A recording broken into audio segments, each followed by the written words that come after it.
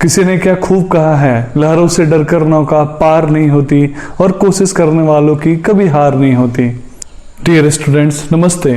आज का हमारा टॉपिक है कैरियर का चुनाव। हर स्टूडेंट को इस बात में कंफ्यूजन होता है कि कैरियर किस फील्ड में चुने। कोई कहता है डॉक्टर बनो, कोई कहता है इंजीनियर बनो, कोई आईएएस बनो, कोई आईपीएस बनो और कोई कहता है बिजनेसमैन बनो। जितनी ज़्यादा ऑप्शन उतना ही ज़्यादा कंफ्यूजन। हर कोई दूसरों की पावर, दूसरों की पैसे से प्रभावित होता है और उसकी तरह बनना चाहता है। पर क्या आप जानते हैं कि पावर और पोजीशन रुतबा है क्या? अब सवाल पे आते हैं, कैरियर को कैसे चुने कि 100% सफलता मिले और पावर पोजीशन हासिल हो। चलिए आपकी भाषा में समझाता हूँ। Career is like a girlfriend. हम जिस लड़की को पसंद करते हैं उसको पाने के लिए हम कुछ भी करने के लिए तैयार हो जाते हैं। अगर वो हमें पसंद नहीं है और अगर वो हमें मिल भी जाती है तो हम उसके साथ खुश नहीं रह पाते हैं। कैरियर कभी भी ये सोच के नहीं चुने कि आपके क्लास के टॉपर ने क्या चुनाव किया, या फिर उन लोगों को देख के नहीं चुने जिनके पावर और पोजीशन से आप प्रभावित हैं। कैरियर का चुनाव करते समय इस बात का ध्यान जरूर रखें कि उस काम को करने में आपको मजा आता है कि नहीं आता है। आओ अब हम एक कहानी सुनते हैं। जब भी आपको लगे कि लाइफ में कुछ अच्छा नहीं हो रहा है, गिव अप कर देना चाहिए, शायद मैंने गलत कैरियर चुन लिया, तो ये कहानी जरूर सुनना। इस कहानी को सुनने के बाद आपकी डर आपकी ताकत बन जाएगी। एक सिरामिक के प्रोफेसर ने बच्चों के साथ क्लास में एक एक्सपेरिमेंट किया। उन्होंने अपने क्लास को 2 ग्रुप में बांट दिया। पहले ग्रुप को कहा कि आपको 10 दिनों में सिर्फ एक मटका बनाना है और वो मटका परफेक्ट होना चाहिए। दूसरे ग्रुप को कहा कि आप 10 दिन में जितना मटका बना सकते हो बनाओ, परफेक्शन की कोई जरूरत नहीं है। अब 10 दिन बाद रिजल्ट आया जिसमें दोनों ग्रुप में से एक परफेक्ट मटका का चुनाव करना था।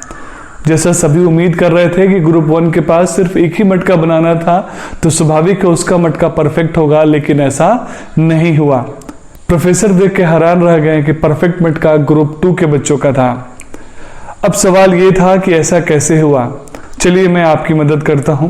ऐसा इसलिए हुआ कि पहला ग्रुप इसी बात में अटका रहा कि उसे एक ही मटका बनाना है और वो परफेक्ट होना चाहिए, और उसने पूरा समय सोचने में लगा दिया।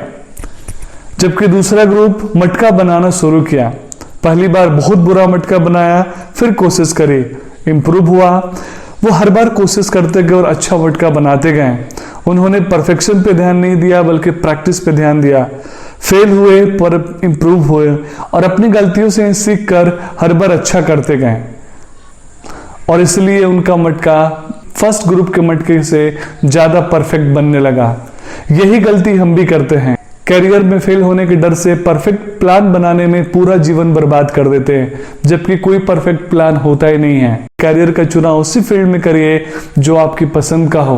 बाकी प्रैक्टिस करते रहिए, प्रयास करते रहिए, फेल होइए, लेकिन कोशिश करते करते आप एक बार जरूर सफल होंगे। फेलियर से सबको डर लगता है, पर मैं सोचता हूँ जो बार बार फेल होता है ना, सिर्फ वही बता सकता है कि कहाँ गलती नहीं करें। कभी कभी खेल का सबसे खराब खिलाड़ी आगे चलकर सबसे सफल कोच बन जाता है, क्योंकि उस खिलाड़ी को सारे तरीके पता होते हैं जिससे इंसान असफल होते हैं, जो आपको कोई और नहीं बता सकता। इसलिए आप डटे रहिए, प्रयास करते रहिए, क्योंकि फेलियर ही आपको सिखाता है और फेलियर ही आगे आपको सफल भी बनाता है। आप भी सफल होंगे, बस खुद पे भरोसा रखकर आगे प्रयास करते रहिए। धन्यवाद। जय हिंद, जय भारत।